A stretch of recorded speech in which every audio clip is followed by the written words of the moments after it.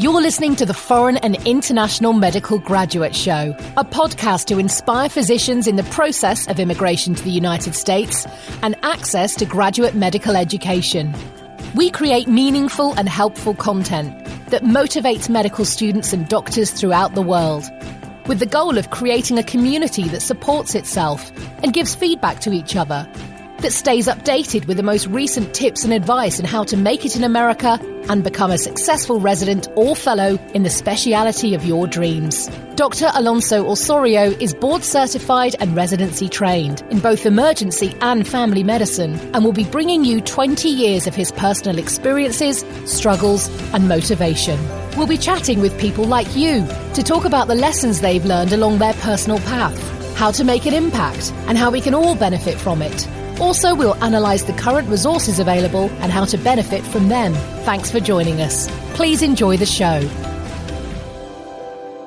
Hello, superstars, and welcome back to the Foreign and International Medical Graduate Podcast. And this is episode number 26 with the second part of a series of episodes completely dedicated to interviewing skills. And I thought that the perfect person to bring back into our show, as I promised, because she was fantastic, has been Dr. Shae Datta. Dr. Shae Datta has been kind enough to get some time off of her new job to come and share with us her interviewing skills point of view, because that's what she's doing right now, advising people over the internet that are interested or improving their interviewing skills, their matching possibilities, and in general, just to be successful at finding a residency position. The last time we spoke, Dr. Datta, welcome back, by the way. Thank you. Yeah, thank you for being here. The last time that you and I had spoken, you were here in Florida, in Gainesville, and now you're up in New York. And you have a brand new job as an attending physician. You're the director of Concussion and Neurotrauma and Cognitive Neurology at NYU Langone Health in New York City. And she just completed her fellowship at the University of Florida. And she's also the vice chair of a sports neurology section for the American Academy of Neurology. And through her Facebook page, she has been assisting hundreds of you to become successful at getting your residency match. And, she's here with us. Dr. Datta, I'm extremely excited to have you back in the podcast. And tell us how it is New York. Do you miss Florida? What is life like right now during this COVID-19 winding down epidemic, I would say? Yeah, you know what? We're basically in the epicenter of what I describe as COVID hell. And I wouldn't know how it is anywhere else in the country, but just the sheer volume of numbers and just in terms of the people that are hospitalized and ventilated is the most in the country, as everybody knows. But there are some very, very good success stories. Most hospitals are now extubating or discharging their 1,000 or 800 COVID patients. So there's a lot of good news as well on the side where we are getting on the other side of this with multiple factors because of the patient's health, pre-existing immune system was good enough to fight it off or whatever it was that was done early. Unfortunately, I have a family member who's on a ventilator and is on ECMO currently. My mom was hospitalized earlier this month, but she's on the other side of getting better, thankfully. And I was pretty distressed, I have to tell you, for a long time because a lot of my family members are in medicine and they tested positive and were symptomatic. And I couldn't do anything about it. My hands were tied. I could not go and even help them.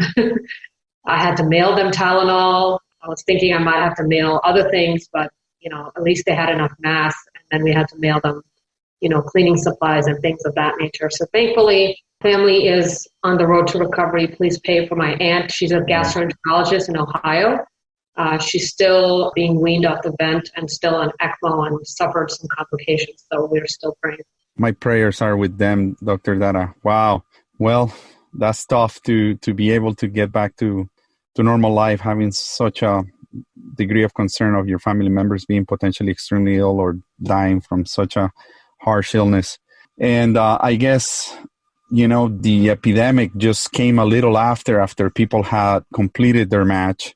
And so I probably suspect that potentially the amount of potential clients and customers and people looking for consulting services has winded down as the interviewing and matching process has gone over with, correct? Right. So there are like two phases to the match cycle, as you know. Currently, this time from the end of one match until interview season, people are beefing up their CVs by trying to do observerships, internships, getting a handle around their personal statements and their CVs, and basically trying to do a strategy just to see, like, are they going to apply to the same thing if they were unsuccessful last time?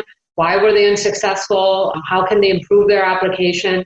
And what it is that they really want. So, but there are different things happening. It's not so much interview practice right now, more sort of the background stuff like we got it. So today for our listeners, I want to make sure that we get a little bit of this quality time with Dr. Datta. The purpose of the interview is to structure it in 4 segments. Those 4 segments are going to be on the things that I want to probably everybody to understand. The first segment will be the process and the period before the interview itself. The second segment that we're going to talk about, the second part of the structure interview, will be what is going to be like the night before the interview, or what we call the pre-interview dinner if you can attend. Part 3 will be the morning of the interview or the interview day itself.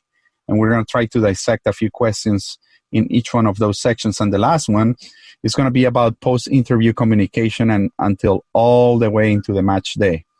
So obviously, guys, there's a lot to cover, but I'm going to try to kind of narrow it down and ask Dr. Datta about some specific things that many of my listeners and my followers have inquired about.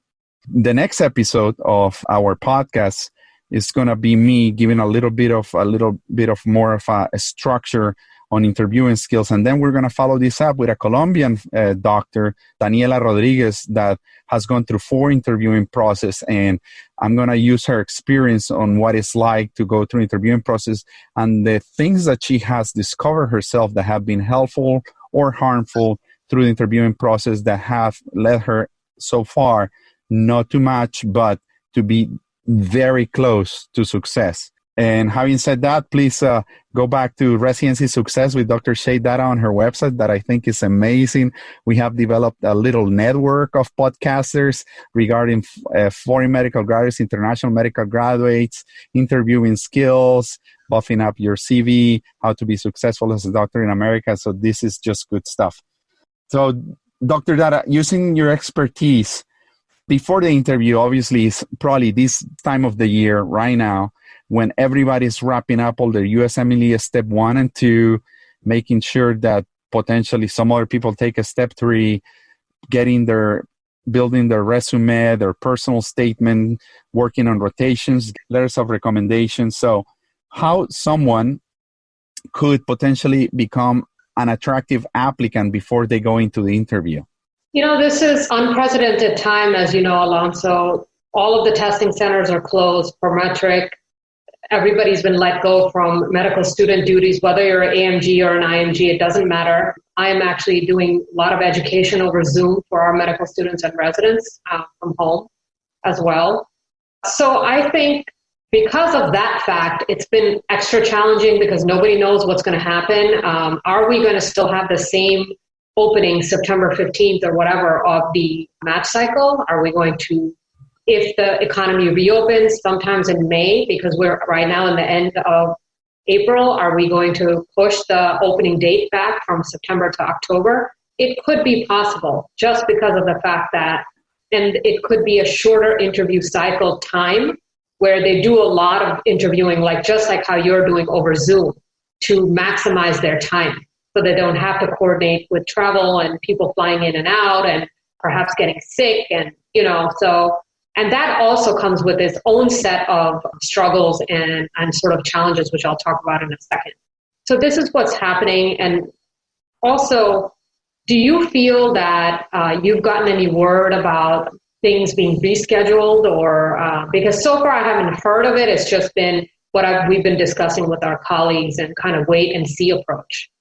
What I have seen is just the USMLE and the ECFMG website just kind of giving us frequent updates regarding when they're going to be opening back their testing sites and potentially giving applicants a period of quote unquote forgiveness or a broader kind of time frame to take the test. But as of the residency itself, I have a very close attending of mine, Dr. Kelly O'Keefe, that just finished his second class, and I don't know, usually keeps me up to date. I haven't heard anything about it. I know that you're now involved in academics, so it's going to be a significant kind of change in the regular season, and how things are going to happen. I would say we're going to take it one step at a time as it kind of comes along, but we're going to need to match people. So I don't know if it's going to be tougher to find a spot or easier to find a spot, but definitely it's going to be something challenging. Yeah, I think the timeline is going to be challenging, but I do feel that there are certain things, even me sitting on the residency interview committee this year versus all of the other years, I'm going to be a little more lenient about the stipulations. I think I might, like the first answer question is, what have you done from last year till this year? I want to see an attempt. I want to see you guys at least try to get some type of volunteer activities because they're really looking. There are, in New Jersey now, they're even taking foreign doctors that have licenses in their country that have perhaps practiced to come in and volunteer. I want to see some type of effort on your part, whether it's manning a crisis center, or taking phone calls or helping somebody. What have you done to use your time wisely? And even if that means that you're pursuing more education. In my group specifically, I have posted so many resources I think you see about COVID education, ventilator management. So let's say if I want to be a jerk in the interview, which I normally don't be a jerk, that can be tough sometimes, just to crack people. Normally my favorite thing to do is just eat lunch, get up and walk around the campus with them. Just walk and ask questions, walk and talk, throw them off so that they're not expecting that, You're going to dissect them psychologically? Sometimes I do just to see, you know what, look, one thing about residency is being in the trenches, it's very, very tough emotionally and mentally. And so if you can't handle just a residency interview, I just feel that that's probably a very small thing to ask for the rest of your life, Yes. And secondly, I feel that in addition to this, I think there's a lot of things that we can expect now that will change. You have to understand that when you start as a resident, whether it's July or they extend it to September 1st as a new incoming class, that all of you are going to be on the front lines for at least another year. Whether you're radiology, whether you're psychiatry or pathology, everybody's been deployed to take care of these patients. And so do some self-education, learn about this virus, learn about proper donning and doffing of garments. So tell me what you've done with your time and how you've used it wisely. I understand there's people whining about test centers being closed. Use that time wisely to then if you come with a low score again when the testing centers open, I'll be like, what are you doing? You are under lockdown.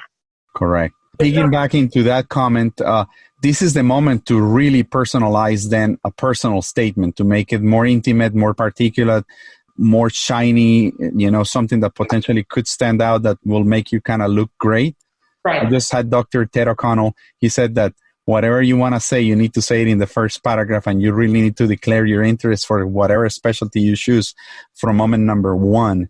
So whatever you did, or you need to make it powerful and significant from word number one, correct? Right. I think he's talking about the hook. We always talk about the hook in medicine, whether it's when we're talking to each other or when we're showing somebody a personal statement. They should read it and they want to go on, right? You and I have so much clickbait on the internet every day. We don't have time. If I click on something, it doesn't hook me in the first 2 lines, I'm not going to read it. So that's the bottom line. Also, personal statements are stale from year to year to year. And thanks to all of this memorizing and studying that we do, we have pretty good memories, right? So sometimes I read people's personal statements more than once, and I remember them from the previous year. And that doesn't bode well for a person if they have nothing new to add or they haven't changed it around somewhat, So for you to take the same stale personal statement and recycle it every year kind of shows a little less effort on your part as well. And one classic example was the fact that before I got you on the phone right now today, I asked you, well, it's been a month or a month and a half since we have spoken last. I know your life circumstances have changed drastically from being a fellow. Now you're an attending physician and you're directing a concussion center. And you said, yes, Alonso, I already updated my CV, and I went into your LinkedIn page and everything was there. So it's so dynamic. It's ever changing. Anything that you have accomplished has to be there. I'm going to tell you the truth. I'm not really good at it. But in your personal case, that you're an academician and a professor and an attending physician linked in education, I think it's more crucial in education to have your credentials very current and up to date, correct? Yes, and you tend to forget. So there's even stuff on there. So I'll tell you, as part of the application strategy that I'm doing with my students, some of them just really don't know how to network. I'm actually teaching them. I actually sit with them and obviously give them an example of my LinkedIn. That's not even the best one. We go around and look at other LinkedIn pages and create one for them. So I advise them on how to use, I'm not really on Twitter. It's a little bit of a cesspool in my mind, but they're welcome to use Twitter. They're welcome to use LinkedIn to network with people, and then, so it's not like you just randomly send someone an email and message during the interview season, hey, can you help me? Right? You have to build relationships. Correct. Someone asked me to recommend them. You're putting me in a tough spot because unless I've worked with you, unless I have seen your caliber, I don't want to look bad in front of my department or somewhere that I've worked 20 years to build my reputation in front of. And somebody comes in and ruins it, right? Yes. Just recently, actually, pitching into that, somebody just gave me a call out of nowhere and he said, please help Dr. X. And she said, hey, I just want to, after a brief 2-minute introduction of who she was, she wanted me to just try to go and contact whoever I knew to get her into any residency program, not knowing much about her. So over the last 20 years, I have built a reputation in the community. I just kind of just go and recommend anyone that I don't really know or have met. I definitely need to spend some degree of time with you. And I've been recommending people, for example, that I work with, like medical students, writing letters of recommendations, techs, paramedics, people that are working with me on the trenches in the emergency department, somebody I have been there for 3 to 6 months, a year or two, that I've gotten to know personally. I've known their character, their work ethic, their commitment, their organizational skills, the capacity to manage multiple tasks at the same time, their timeliness. All those things, I think, will allow me to give you a good support for who you are when I am speaking on your behalf to other prominent attending physicians that are managing or teaching or will be attending at that residency program that you're applying to. So it's not that easy. You have to understand that we also get put in a funny spot, and our reputation is everything here, like everywhere else, but in America. Yeah, you know what? Thank you so much, Dr. Alonso, for clarifying that. You said it in such an eloquent way, and you took the words right out of my mouth, right? This is exactly what it's like people think you're being mean or something like that, but it's not about that. It's really making sure you're the right fit for the job also, right? There are a lot of times in my life that I haven't gotten opportunities, and looking back now, I'm thankful, like, for example, certain fellowships that I applied to and I interviewed for, I felt like there was one that I didn't get, a colleague got it, but then this fellowship that I did, the sports neurotrauma, I'm one of only maybe 25 people in the country with this fellowship. And I feel so fortunate to have been turned away from what I thought I wanted to do, and get something later on. So it's worth the wait. Also, like you're saying, never have that feeling that you put across to people that you feel like you're entitled, right? The sense of entitlement can come across in conversations very easily. You and I both know, being from countries that they can be a little bit corrupt at times. And yeah, let's dig into that. Tell me. I love to hear that, because definitely sometimes it stands out during an interview. Go ahead. Oh, really? Yeah. That's interesting. Yeah, I would love to hear your take on it. But when I kind of feel like someone feels like, oh my God, I did all this, I deserve a spot. Or I got this score, so I deserve a spot. I got all 260s and I did research here. sure, you are probably going to be the person who comes in here and kills all the shelf exams and knows your information. But are you a person that people are going to want to work with? And that's been a huge issue for residency program directors. The people that know all the answers, they can answer on a dime, but all of their colleagues hate them and nobody wants to work with them or have their back, right? You know what I've been doing for the last 2.5 years? I realized that I knew too much about medicine, but I didn't know too much about life. And I saw myself being a really good doctor and a great clinician. I think I'm a good person, but I didn't know much about stuff on how to network and connect with other people. Mm-hmm. So I started this personal development program through reading books about personal growth. And I've dedicated myself also specifically the last 2 months to read books about interpersonal skills, nonverbal language, facial expressions, and overall body positions. And the amount of good things that I have gathered over, I would say, 100 hours of listening time on these books from different people, it's amazing. You know, how your hands, your shoulder posture, your demeanor, your hair, your eyebrows, little wings, and some specific things that you had mentioned before. I think micro signals or little hints that you meant to say something, but your little tweak really doesn't reveal the true essence and that you're committed to that thought, and that gives you up. All those things. So I thought that for me to get better at other things that I was not better at has really helped me to pick up some good stuff for the future. For this, I'm doing it for you guys. I'm trying to just to get better, because when I listen back to my first episodes, they sucked. The way I was expressing myself, I decided my first 2 episodes, for example, they were sitting down, and now I have to do them standing up because I'm a very dynamic, hyper person. I have to use my hands. I have to use my body. I have to see myself kind of jiggling around. So I don't know. Yeah, that comes with the territory, right? So yeah, so I would say that another thing that probably people could work on is improving not only expressive language, but the non-expressive language. The body postures are things that you and I have spoken about, right?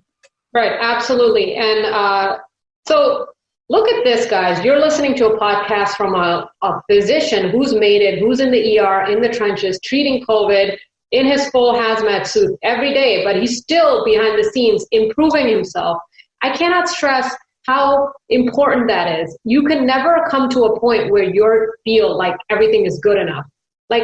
So I'll give you an example, right? This personal development thing is very important. I applied for and was picked for this American Academy of Neurology Women's Leadership sort of program. And while we went to our national meeting, I attended a couple, and I thought I knew it all. But of course not. You know, you learn so much from the leaders in the field about this verbal, nonverbal expression, and generally how to walk into a room and without saying anything influence people, you know?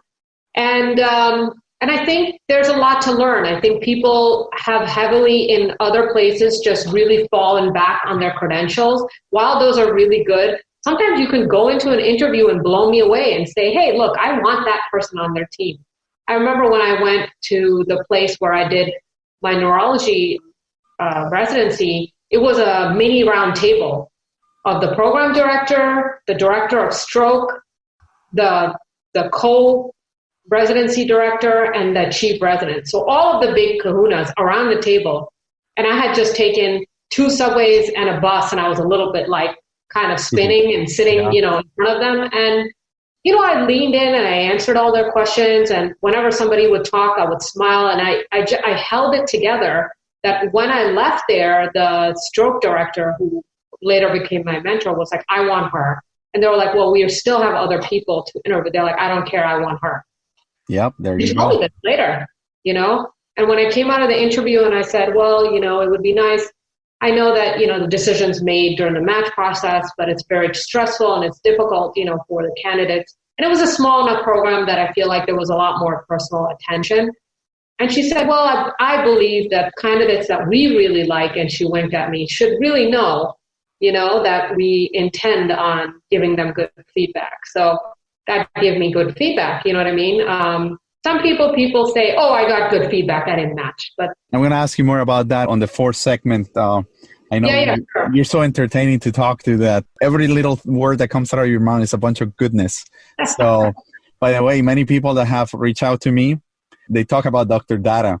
I would like to work with Dr. Datta. I said, go ahead. She's the one to work with. I think I could help you, but she's the one. So I hope you're getting plenty of business because I'm not getting any.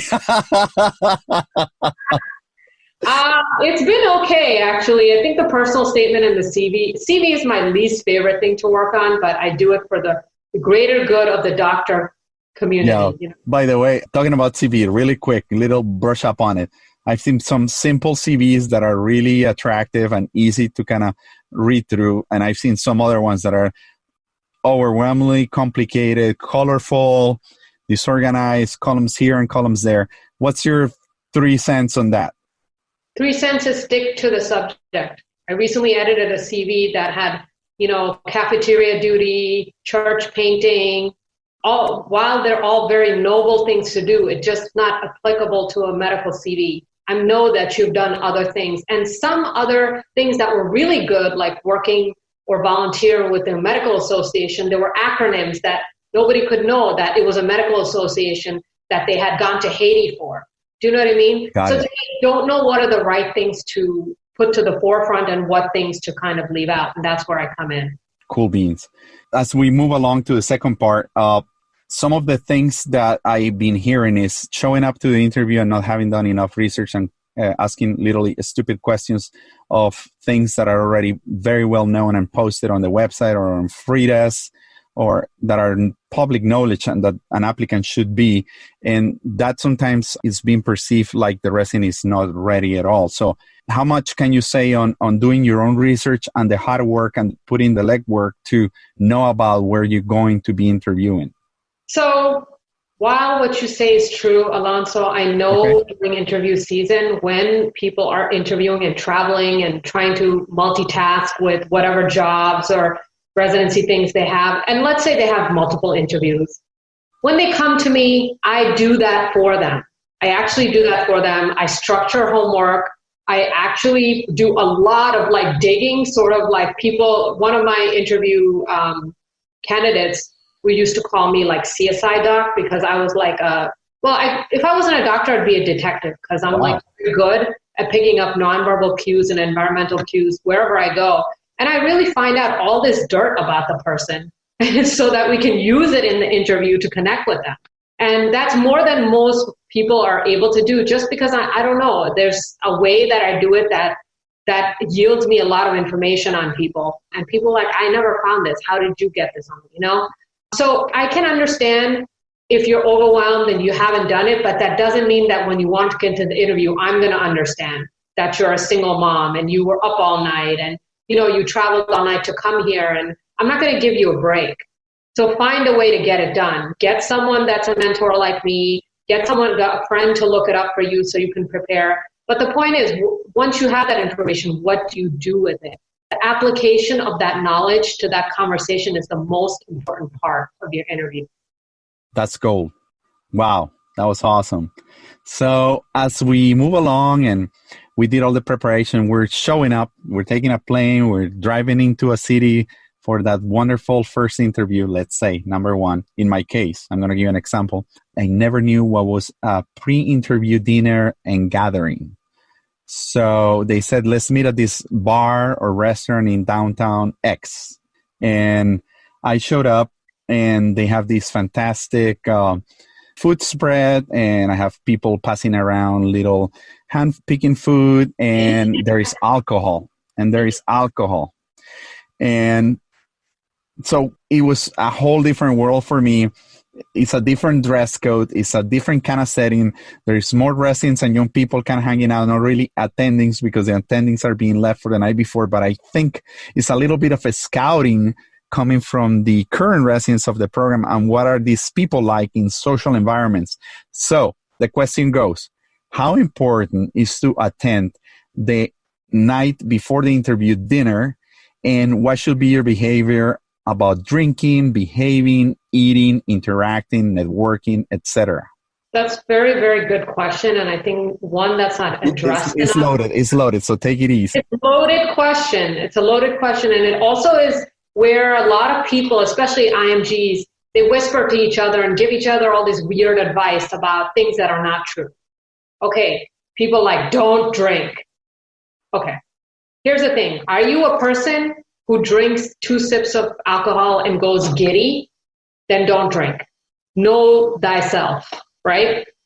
If you're a person that can, I always say when you show up at a dinner, eat a reasonable snack beforehand so you're not like, ripping like the meat off the drumstick and you look so famished, so you have to have table manners, etiquette, know how to use which utensil first as well, right? So there have been times where I've been at this thing, I haven't eaten anything all day and I can't even focus on the conversation because I'm so hungry. I've been there, so don't be like me. And it's perfectly fine to hold a glass of beer or a glass of wine, just one glass, and nurse it the entire time. Wow. Because in my opinion, there are the most residents in a certain age group, let's say between 20 and 35, and they're social and they want to know that they can hang with you. They don't want like somebody who just cannot hang. You're welcome to have your own personality. Also with religious beliefs, I know there are some cultures where they're not going to touch the alcohol, and that's perfectly fine as well. If someone asks, you can say, no, thank you. I don't drink. I also made my best friend during residency training the night before the interview. That's so great. And his name is Aaron Osborne. And he said later on, I think he never told me this, probably a year into the program, and he was 6 months ahead of me because I was off cycle. He said, Alonso, I think you and I really connected that night before the interview. He was pounding beer, but he was on the other side, He's a very pleasant guy, but I think me and him just hit it off because we were very outspoken people. And he spoke great on my behalf to the residency program director, the associate program director. Yeah, it can happen. Interceded for myself during the application process. And I think that gave me brownie points. And he said something to me, Alonso, by the way, out of 150 people that we brought for an interview, you were the only one that sent me a handwritten thank you note. And I still have it to this day. Imagine that. So nice. Yeah, the personal touch. A lot of times people go to these interviews, and I've done pre-interview dinners, I've done lunches and all these things and they're just so stiff that they're making me uncomfortable. Like I feel my shoulders getting tight just because the other person is like mimicking that behavior, and you kind of get stressed out along with them. You try to get to know them. And it's also very nice to show interest in the people that are there. They're giving up time with their family and away from whatever they'd rather be doing than meeting a bunch of strangers. So engage them, and I teach those tactics too, how to engage them and what you're going to say, and according to your personality. Like if I gauge you when I work together that you're not Alonso, then I try to teach you it's okay to be yourself, but at the same time, try to align yourself with someone who matches your speed the most. That's there. Like this guy that I just told you about. Yeah, exactly. That's exactly what I mean. So not too much alcohol. In my case, I had a beer and a half. I had a snack. My belly was a little full. I didn't get wasted. I didn't get tipsy. And I was safe enough to be able to drive back to the hotel. So I got plenty of rest. And I had a fantastic night. And the next day is the real day. So other than waking up on time, setting up an alarm or 2 or 3, so in case you don't kind of snooze it off, you get ready, you get either pretty or very professionally dressed, not overdone, and you show up to the hospital. Obviously, you need to time everything well, depending on the city that you're interviewing. If you're in New York City, it might take you forever to make it to the hospital. If you're in Los Angeles, you're probably stuck in traffic. So just plan ahead so you're there. So once you make it to the interview site, you said that from the moment that you walk in, you're given a personal appearance. So what are your advice from that moment that you walk in on as the morning goes along? What things from being part of the residency interview committee through the years, what do you think you can say about that? I think we're not unreasonable if emergencies happen and you happen to be, because of the emergency, like delayed or like plane or whatever it is, or natural, like snow or whatever, because usually the interview season's during the winter, it's fine. But, you never know what can happen. Always give yourself a buffer of at least 45 minutes to an hour. And, like there are countless people when there's just like someone doing the introduction for the residency program, they're just on their phone the whole time. Yeah, that's so disappointing, correct? Right. It's disappointing. It's disrespectful. Shows no engagement. It's not enough for you to pay attention. For me, I don't care. It's like I don't care attitude. I care more about what they're texting me than be actually. careful with the phone. The phone takes away a lot of points. Would you advise people, instead of using the phone to take notes, just to use a notepad and they're a professional? I like that better. I'm old-fashioned. I still take notes. Like, look at my list over here, list of things to do here. So Dr. Datta is showing me a very organized sheet of paper in which he has potentially her day schedule, or it's not really organized. Or potentially the topics of discussions for today's interview. But right. Taking notes is crucial. Yeah, I think having that little leather-bound notepad where you're taking notes and using something from the presentation, like there are some inside things people just miss because they're just glossing over. They're just kind of like tired. It's early in the morning. You can always ask more about the hospital and things that are presented. Like, oh, so you got the stroke wing in 2009. Tell me a little bit about how that's changed the face of the hospital. Since you've been a physician here. You think anybody else is going to ask that? No. It shows you paid attention, that you care, Some people have said, don't even ask about salary and how much vacation time, because that's pretty much set for all the residents across the United States. So there's some, or ridiculous. Just know that you're not going on vacation. Or ridiculous things like, am I going to work hard? I remember one person asking me, oh my God, you do 22 shifts of 12 hours each as an intern all the way through seniorship with no pyramid or way to wind down? I said, you know what? You have 3 years or 10,000 hours to become a specialist at what you do. So don't come here asking for less training, less patient exposure, less hands-on experience, less surgical cases if you're a surgeon. That if you're in it, like you and I have spoken before, you've been 20 years in the making to come to where you are at NYU, and it didn't come easily. You have delayed your life as a mother potentially, and have delayed many things in your life just by sacrificing. So that if you're going to interview somewhere, you're going to be there and be committed, correct? Yeah, no, absolutely. And the thing is, think about this, guys. Think about you taking a person's life in their hands, or your family member going to Dr. Alonso, and he was the one who skipped out on all his rotations, especially the intubation one, and they're like, coding, and Dr. Alonso comes to the bedside and like, is there a respiratory therapist here? Because I don't know how to, so like, come on, like, get with the program. And even now, like, I do understand for me, I say, look, if you're going to volunteer during this time, make sure there's proper PPE, that your needs are getting met, even if you're just a volunteer. We want you to be safe. But people saying, hell no, I'm not going to be going out there right now, blah, blah. And they're like, if I'm going to go there and my face is all covered, I'm not going to meet the right people anyway, and this and that. And it's a little disappointing to hear because it's not a medicine, and the pursuit of healing others is not quid pro quo. It's not always about what can you do for me. You're in a service industry, believe it or not. You are going to get paid for these excellent skills that you come equipped with when you're trained, but you should always not be thinking like, how can I get a letter? How can I, if you do a good job, people will notice, trust me. People will remember you. People will ask about you. You want to be that resident that, like my former program director said, I just want that guy to be over with because he was so difficult to deal with.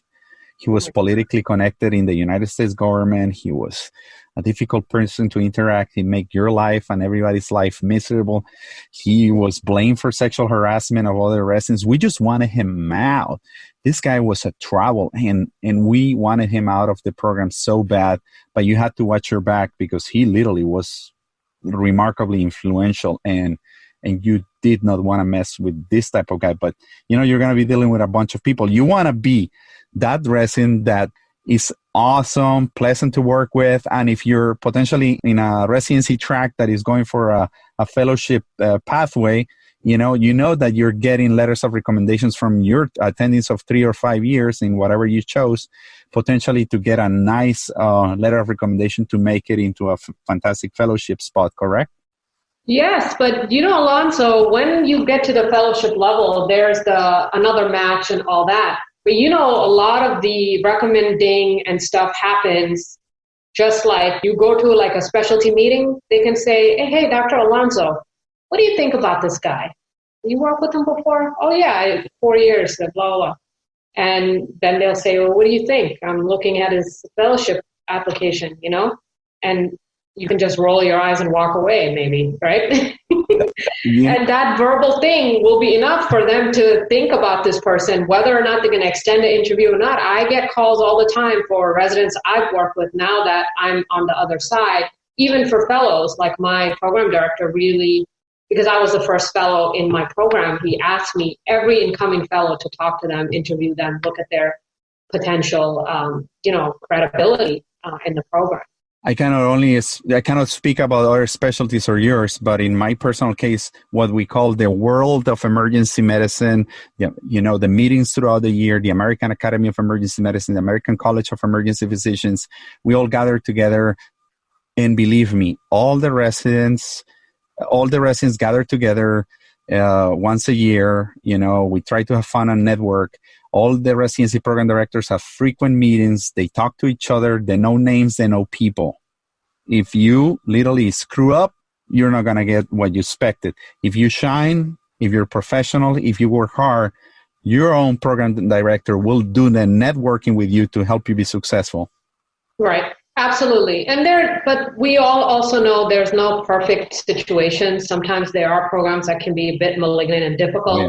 But just know that you can make what you want of your life once you're done with residency. It's something where you have to play by the rules. You have to do as much as you can to learn. And you really have to learn to deal with difficult situations. And that's what has to come across in your application initially. Dr. Datta, one question about explanation of a training gap. A couple people have reached out to me and said, oh, doctor, sorry, I'm going to give you an example. I dedicated 2 years of my professional career to sell motorcycles. And I gave up medicine because financially medicine was not supportive enough to sustain my own family or myself. And I opened a motorcycles business and I was XYZ doing with the motorcycles. And then I realized that medicine was my passion and I decided to come back. But now I want to be a doctor in America. So how do you explain, and what's the most honest way, or if there's any way to really rescue yourself from an educational gap? Okay. That's a double-edged sword because a lot of residency programs do like people that are non-traditional applicants. Okay. So I was a non-traditional applicant. So I worked for a few years before I went back to medical school. Okay. So as a non-traditional applicant, I worked in pharmaceuticals. I worked on Wall Street, picked up all these, like the gift of gab, my mom calls it, there. So it depends. What did you do that you can spin to show them that, hey, this is going to be something that's going to be helpful for you? Okay. What happened with me in medical school, because of the certain amount of poise that I bring to situations, or talking or speaking with, people in power, I was good when it came to public speaking or giving presentations. And I was able to pivot that and make that like a good thing in my interviews. What can you pivot? Maybe you can pivot and say, hey, I was a small business owner. I could sell a motorcycle to people who didn't think that they needed a motorcycle. Okay, so I could very well, I'm good at communication skills. I can sell a patient that is on the fence about getting cancer treatment and convince them that they need this treatment because it's what's best for them. Wow, that's awesome. That's an awesome. I never look at it from that perspective. Yeah. That's why you are Residency Success. Thank you so much. Yeah, no, I find a way. I mean, I really brainstorm most of the time to try to find a way to make everybody unique, okay? Sometimes it's difficult because their personalities are very rigid, but most of the time if they can follow some of the recommendation or pivot, you always have to be able to pivot, especially now, right, with COVID. Look at the skills you have, try to highlight them, and use that in order to, make money at a time like this. And let me ask you about that. And I had it as a part of my questions that I wanted to run by you. How your hobbies or experiences or interests in lives do matter during the interview. The things that you have done, like for me, would be tennis. I don't know. That's very interesting. I think you have to have a little bit of confidence, okay, first of all right? And that only comes from being and working with someone, or let's say you've gone past that initial residency interview question jitters and you are able to handle the basics, okay? After that, it's like, I can say, Dr. Alonso, it must be such a good thing for you to be ER medicine in Florida. Do you see many gator bites? So, that'll get a little laugh. Yes, absolutely. Because we used to actually have that question when we would, at University of Florida, give the tour at UF, like, oh my God, do gators come out and just bite you? Because they would be like in a lot of the water bodies or on campus because it's a huge lagoon. And you're the Florida Gators, right? Yeah, we're the gators. Chomp, chomp. So basically, you have to know your audience. You have to know, like you and I, if I was interviewing with you, I would know I could joke that way. Oh, yeah. You need if there was somebody else more buttoned up, let's say you're in the Northeast and the person has like cufflinks on and and they're very serious.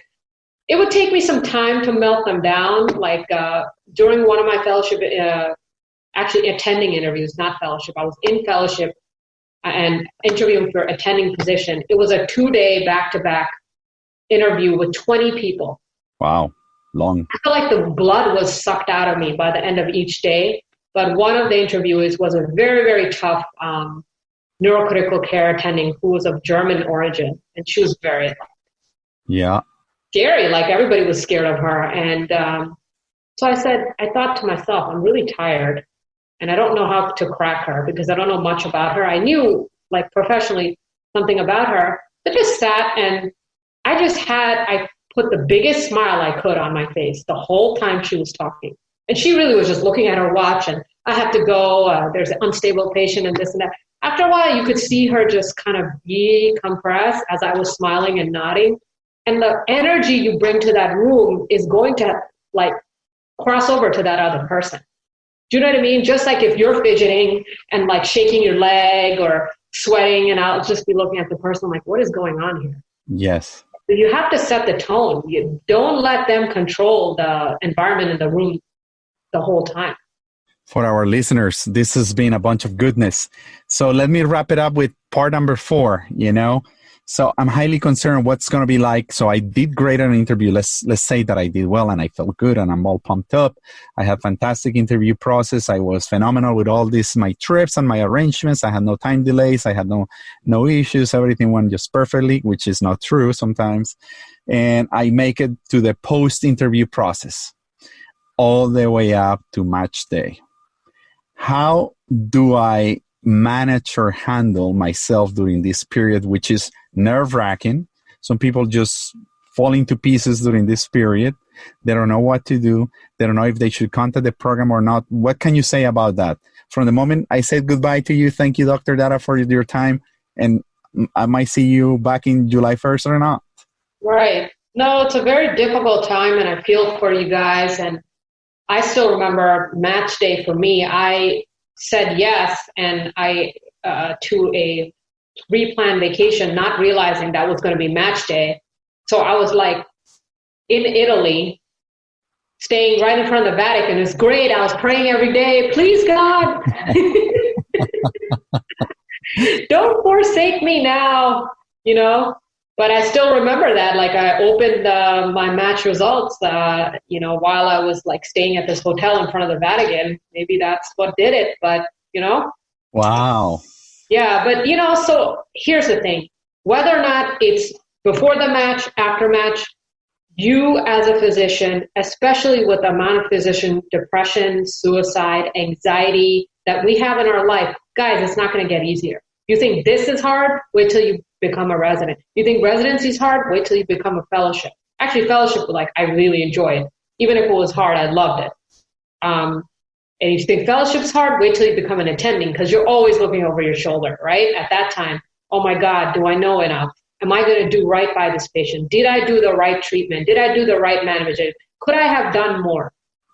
So you are then responsible. There's nobody, there's colleagues to ask, and there's always up to date and all that stuff, but there are certain things on the fly that unless you manage your time effectively, manage your anxiety, you need to find a way, whether it's sports, whether it's meditation, whether it's yoga, whether it's calling your best friend, whether it's, there's app-based meditation things now, like Headspace, that's currently free for all healthcare workers. I saw that. Yeah, there's a lot of things that are out there that are even free. And if you have insurance, get a therapist, because God knows that we need the anxiety control and the way to manage our anxiety. You should be, as a physician, talking the talk and walking the walk, meaning if you're telling them that, hey, eat right, don't smoke, don't be obese, and then you're sitting looking like a mess in front of them, it doesn't really come across really well. So talk the talk and walk the walk, and it'll just follow. Your anxiety control will follow once all the good habits are in place. Or write some thank you notes. What do you think? I wrote mine in a little thank you note. I got a package of 25 different colors, different envelopes, very professional. And I spent probably 5 minutes writing a specific personalized message to every dependent person that I interview with? Or do you recommend email, since we're in the email type of technology days? In my time, email was developing, not the quickest, easiest to access thing, but I think a handwritten note. This might be overkill, but I do both. I send an email, which is a placeholder, and then I send a short handwritten note referencing something we talked about. Hi, Dr. Alonso, I'm so glad that majority of our patients are not gator bites. Look forward to working with you in July. Yes. Nice hook.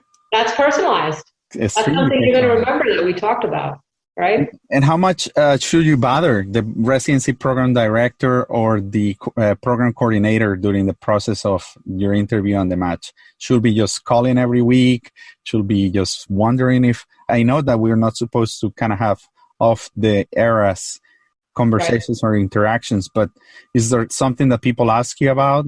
Yeah, it's okay to give them a gentle reminder, but just remember the program coordinator is only one, and if it's a big program, they might even have some backup support. They're doing all of this work, and it's a terrible process all around. I hate it. Whoever got the Nobel Peace Prize for the match thing, I just want to find them or whoever her and tell them peace of my mind, because it's not fair, guys. It's not a fair thing. You could do everything right and then still get screwed by the match algorithm, unfortunately. But you do your best. Try not to bother them too much. Giving them a letter of email of interest might be perfectly okay, but your time to shine is really that interview. Really thank everybody that you come across at that time, and give them the hook. Give them the something to remember you by, okay? And it doesn't mean that you're the era of perfection, okay? When people ask me about my weaknesses, I've revealed some really strange weaknesses where they're just like, wow, really?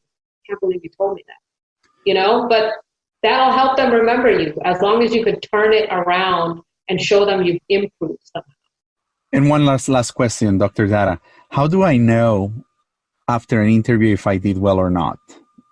Some people are completely clueless at the feeling. It's difficult. You do get a sense of a connection with a person, right? Let's say, think about it, when you went on a date with somebody.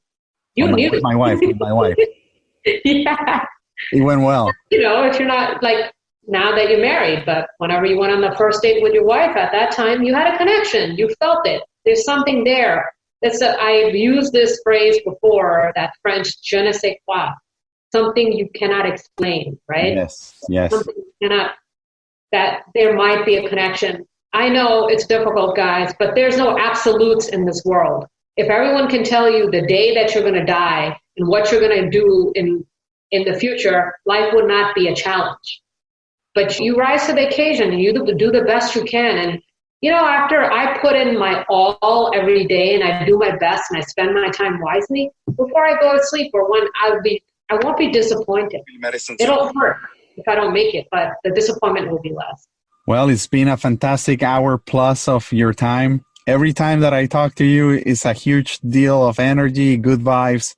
I'm going to tell you this. I know that we spoke in a very general fashion, just kind of giving everybody a hint on what they can expect for those that are completely unaware or don't know what it's going to be like. That was the goal of this interview. But obviously, this process is individualized and it's very personal. Every interview process is different for every person. Some people might tell you fantastic stories. Some people might tell you horrible stories. But I want to give you the skills and the professionals like Dr. Shae Datta, that through her website and so through her Facebook page, Residency Success, has lots of good things to offer. When people call me, I said, get a hold of Dr. Datta. She's the one. So I just hope that they contact you, they get a hold of you. How do we get a hold of you, Shae? Yeah, so residencysuccess2000@gmail.com, very easy. Or you can just go to the Facebook and look up Residency Success. It's called MD to Attending, the Facebook page. Very easy to find me, not hard. But I want to thank you, Dr. Alonso, for taking so much of your own time, basically to educate the masses and get the word out about this subgroup of people that are really struggling. And I really want to tell you that you're helping a lot of people, and that's just really good karma. There's a lot of things that I do on my page and on these podcasts. This is completely, that's like my time. You know what I mean? I could have been sipping a pina colada right now because it's sunny for the first time in days in New York, just relaxing. But I chose to do this so that I can help you guys. So just remember that, there are people in your corner rooting for you, even if you don't feel that way right now. Well, this has been amazing. One call to action, guys. I know that this podcast is going to be super influential and you're going to love it.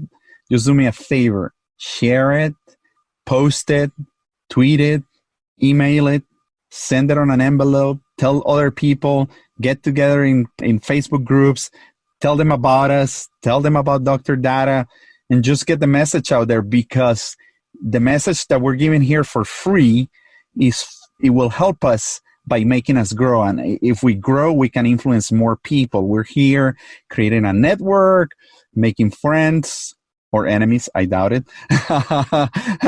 For the most part, I have had very good reviews so far. All 25, 26 reviews have been 5 stars. So just keep them coming, make us grow. And the call to action is, that I forgot, let's help me please beat the record of downloads as of last month.